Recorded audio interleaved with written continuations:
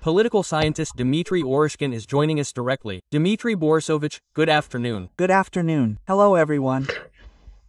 The visit, well, not a visit, but the meeting between Trump and Xi, and its results, in my opinion, in our shared opinion, in Gremi, apparently, didn't result in anything. There were high hopes, some thoughts that maybe the war in Ukraine would finally reach its, well, truce. But they never decided anything about oil, about the war, or about oil. What do you think about this? Well, I'll say that hopes weren't very high, to be honest. Xi is such a man, plump, weighty, and so experienced, and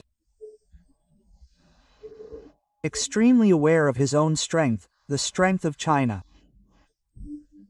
Therefore, hoping that he'll cave in at the meeting with Trump would be naive. Actually, that was the plan, because it wasn't Xi who insisted on this meeting, Trump did.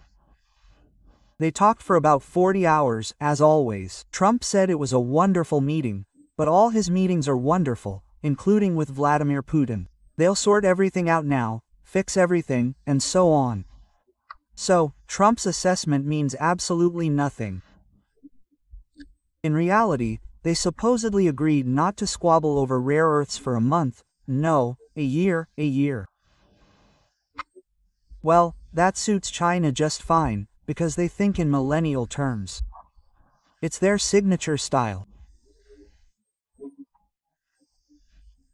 They can sell rare earths peacefully for another year, while gradually tightening the noose around their consumers.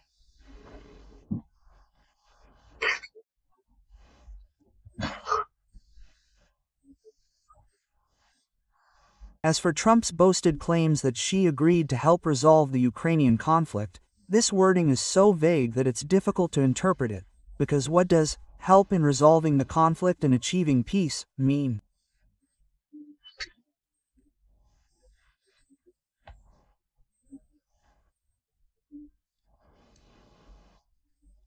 For example, this could mean, and, in fact, this is what we are seeing, a halt to supplies of engines or components for Ukrainian drones to Ukraine.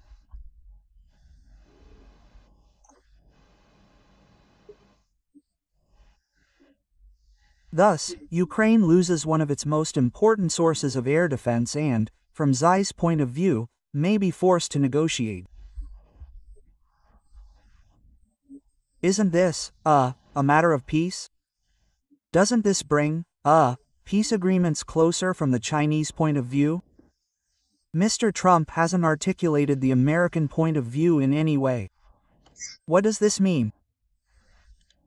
How will they fight to end the conflict and achieve peace? This is an extremely large-scale mystery. Therefore, I would neither admire nor dislike him, but this is typical Trump style. He wins over everyone. He is settling, the ninth conflict, I think. He is a great winner. Well, his strategy is to pounce and intimidate.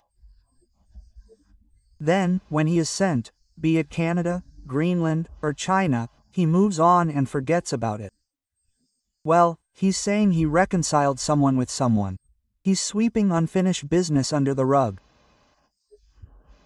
This rug, like, for example, Iran's nuclear program right now, is being restored at a very rapid pace. And then he's on his way to the Nobel Peace Prize, as he believes. Anyway, he met with the leader of China. They agreed to meet not on the sidelines of some other international meeting, but specifically on an international visit.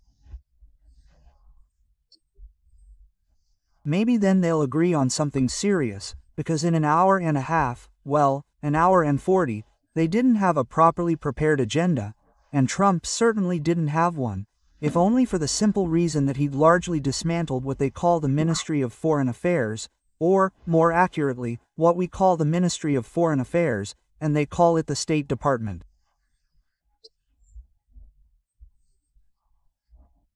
No, there aren't even enough qualified specialists left to sensibly and thoughtfully develop any specific program for interaction with Trump and Xi. So, they met, smiled, shook hands, liked each other, a wonderful meeting. And then they parted ways. Meanwhile, he apparently also intended to convince China to stop buying Russian oil.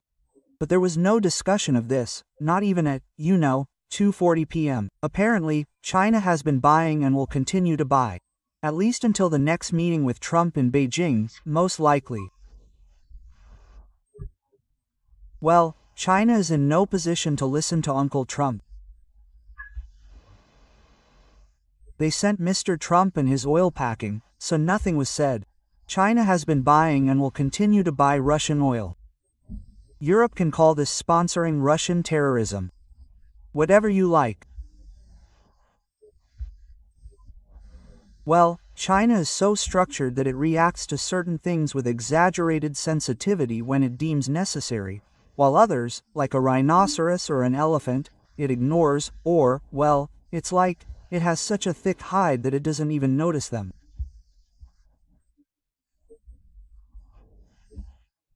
It needs oil, cheap oil. Western sanctions help make Russian oil supplies cheaper because, well, they need a discount to sell the damn product, without which the Russian economy would immediately collapse, with its tongue hanging out.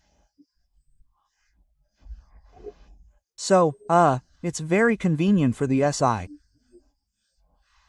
It will demand another discount from Russian suppliers on those same barrels and will get it. Well, Comrade Trump can wait on the sidelines in the meantime. That's why this topic wasn't even touched on, so as not to emphasize Trump's ineffectiveness or lack of serious leverage over the SI. It was simply left out of the equation. Quote, well, there's a commentary popping up in a lot of media right now, of course, after this meeting, and many are comparing Trump's position. Well, yes, the position could probably be compared to Putin's after he left Alaska. That is, empty-handed, seemingly useless. Well, roughly speaking, useless and having resolved no issues. Is Trump even planning any more major things, in your opinion? Because, look, when he was on the plane back. Apparently upset because he'd only managed to lower the tariffs on so-called fentanyl by 10%, among other things, he ordered what he called a nuclear test. What could this even threaten? A frustrated Trump, who was stung like that by the SI, plus Russia launched its own, what was it? Hazelnut, not hazelnut, dentist. I don't think this can threaten, but is already threatening, a return to what's called a nuclear arms race. But this isn't directly Trump's fault. It's largely Putin's fault, because the worse things get for Putin, the more aggressive his nuclear rhetoric. He simply has nothing better to do. He, has to repeat over and over again, if you offend me, I'll shoot. I'll shoot a petrol, I'll shoot SARM, whatever, Poseidon, whatever, to be taken seriously. Well, Trump did. He, in his usual regal style, declared that. With a heart full of sorrow, I am forced to give the order to start the war. That's how monarchs usually wrote. Trump said, I hate this, but I have no choice, we are forced to respond. So this is a major peacekeeping success for Trump. The world has returned to the reality of the Cold War, nuclear testing, nuclear intimidation.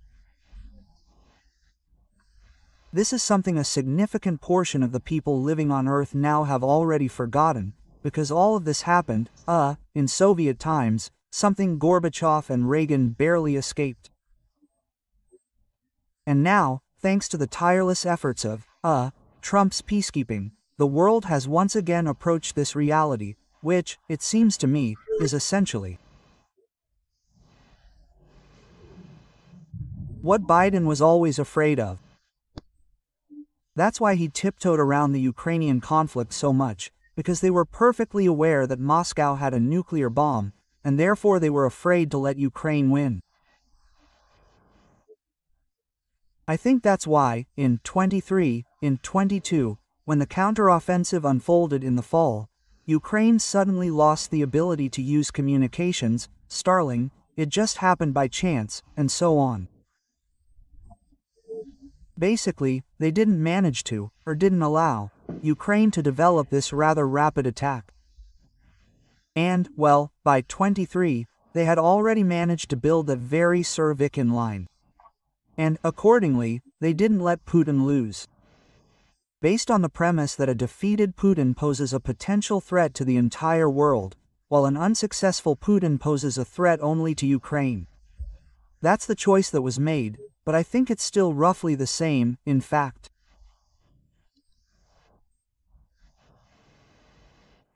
But the situation is still in Trump's head, as it seems from the outside.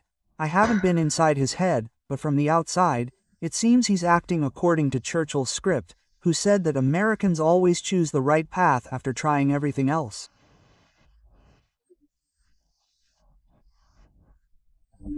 For almost a year, Trump has been trying different ways to end this conflict in 24 hours, as he promised.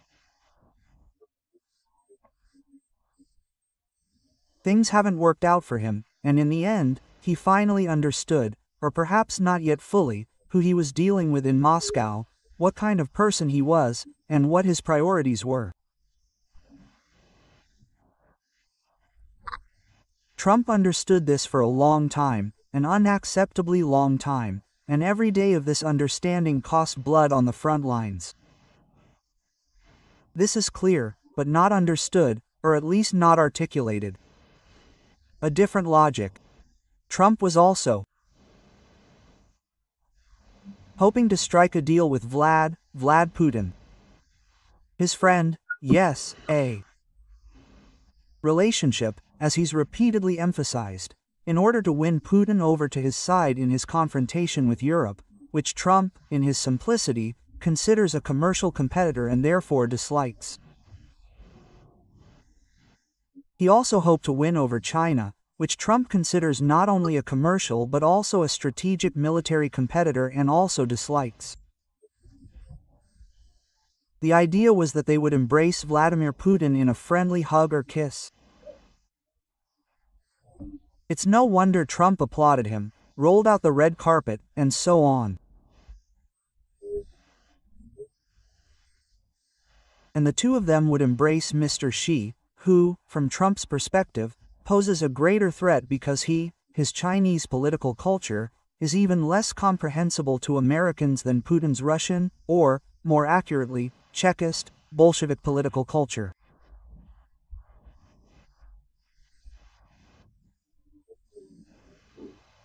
Well, after dancing around Vladimir Putin for about 6 months, this concept didn't work out.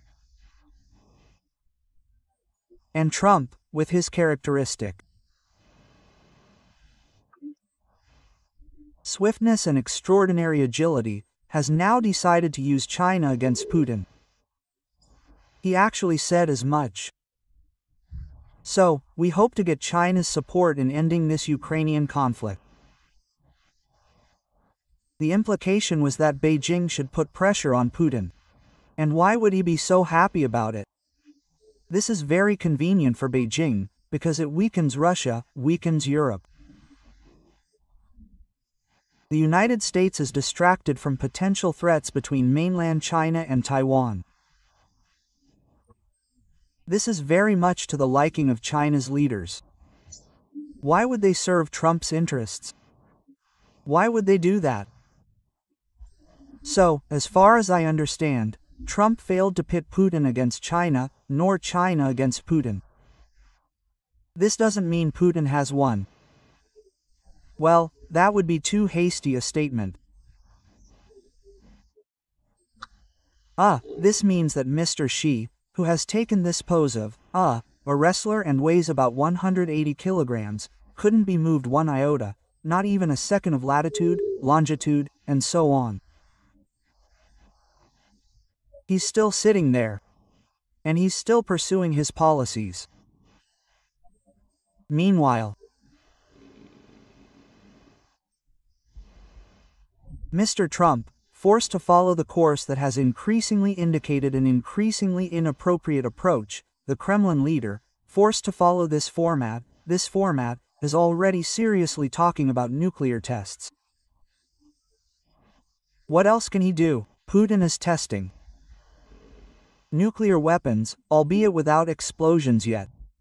But with a nuclear weapon with a nuclear engine, it's also possible to latch onto that. Well, of course, yes, you're right. I just wanted to say that a missile or a torpedo is something that takes off and doesn't come back. It doesn't have landing gear to land on an airfield. So, a torpedo with some kind of nuclear payload. Poseidon, which contains a whole bunch of those megatons and is capable of causing a tsunami or something. So it floated around somewhere, floated around in the vastness of the world's oceans, unless, of course, this isn't just a lie, which is also possible. And eventually, it settled on the seabed with that very nuclear device, warhead, and so on. No one will retrieve it from there, as I understand it. So, sooner or later, this thing will rust, dissolve, and enrich the waters of the world's oceans with those very same nuclear toxic compounds. The same thing with this wonderful missile, which for either 14 or 4 hours fluttered from branch to branch, and then where did it land? Then it either sank somewhere, or, well, they say, it found its place in the Bering Sea. Most likely, if it had sunk somewhere off the American coast, it would have been too dangerous. So, yes, eat up, comrades, this is our Barents Sea. That's where this radiation contamination will actually come from. I can't say it's anything radically dangerous. The Barents Sea is big. Russia is big too, and the missile is small. But there's nothing good about this, because Putin is simply pursuing a completely obvious escalation. He's making threats. And Grandpa Trump wants to avoid being forced to react. Which is essentially what he did on that very plane. It doesn't matter whether she upset him or not. In this case, he's acting, as the experts say, not proactively, but reactively. In other words, Putin has put him in a situation where he's forced to react, not force his agenda on Putin. Well, in conclusion, to be fair, it should be noted that Trump's speech, his announcement about testing nuclear weapons, caused, well, shock and awe in the Kremlin. Let's call it that, because Peskov immediately spoke at his press conference, which he convened, and there, with a trembling voice, he began to say, I hope everything was translated correctly for Trump. We did not test nuclear weapons, they were simply delivery vehicles. It has nothing to do with nuclear weapons. Please, if you translate it correctly, please, for Donald. We did not test nuclear weapons, that is, well, there was a panic there, God willing. I think it's not exactly a panic, because they knew perfectly well, they expected such a reaction, they probably provoked it. The point is to once again say that the West, as I have already begun to forget these Soviet expressions, and here's how the West brandishes weapons on the sacred borders of the socialist fatherland. So, we just launched a missile and some kind of Poseidon with the best of intentions. That's not a nuclear weapons test, right? That's a test of nuclear weapons carriers. And Trump, then, is reacting by planning to detonate a bomb in Nevada. It remains to be seen whether he'll be able to detonate it, how soon he'll be able to detonate it, what size it will be, at what depth, how the Nevada public will react, and whether Trump will even be president in the 6 to 12 months it will take to prepare for the first nuclear test.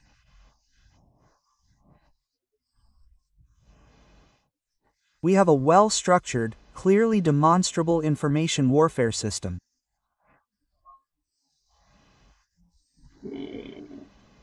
I go like this, and you go like that.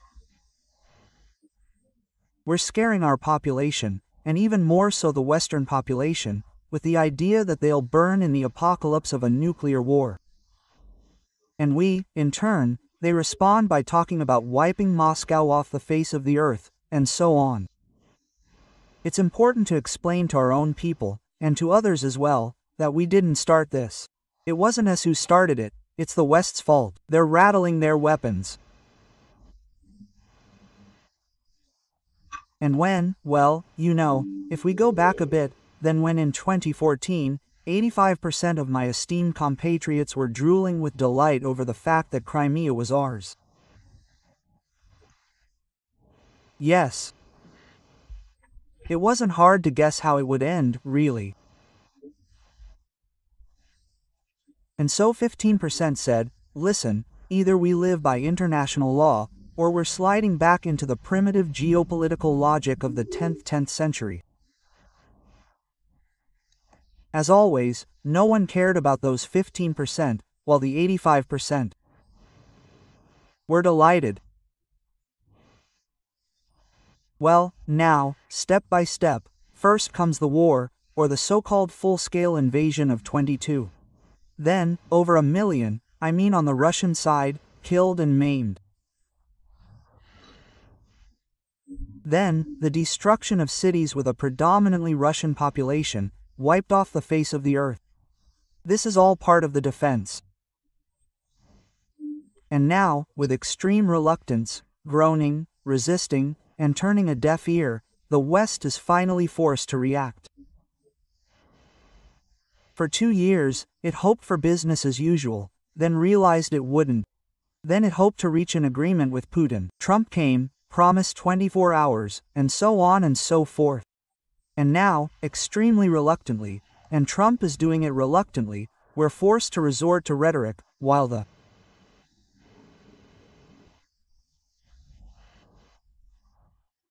nuclear arms race has run its course, starting in 2014. The Russian patriotic public doesn't care what the sovereign government of Ukraine is doing. They explain to us that this is a threat. This is Ukraine rattling its weapons on our, sacred borders.